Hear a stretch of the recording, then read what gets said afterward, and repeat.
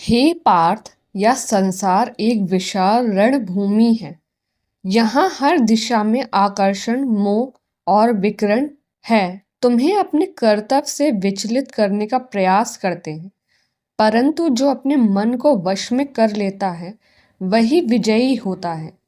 पहले यह समझ लो कि मन ही तुम्हारा सबसे बड़ा मित्र है और यही तुम्हारा सबसे बड़ा शत्रु भी।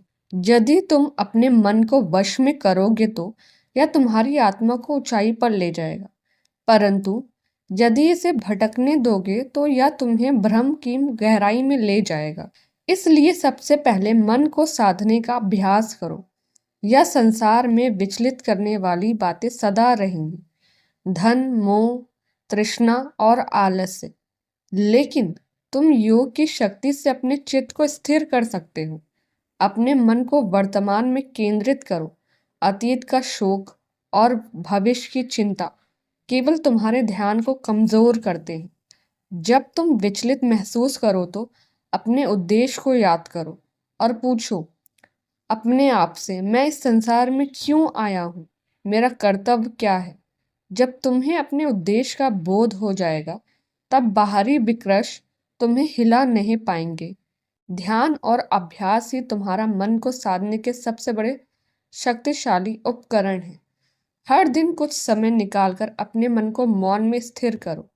जब मन शांत होगा तभी तुम्हारे भी भीतर की प्रज्ञा जागृत होगी।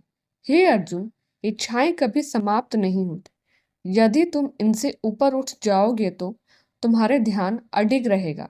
याद रखो, कर्म योग ही राह पर चलते हुए अपने कार्यों का पालन भगवान पर छोड़ दो। यदि तुम फल की अपेक्षा छोड़ के केवल अपने कर्तव्य पर ध्यान केंद्रित करोगे तो तुम्हारा मन स्थिर रहेगा और अंत में समर्पण को अपनाओ। जो व्यक्ति भगवान के प्रति समर्पित होकर कार्य करता है उसका मन कभी विचलित नहीं होता।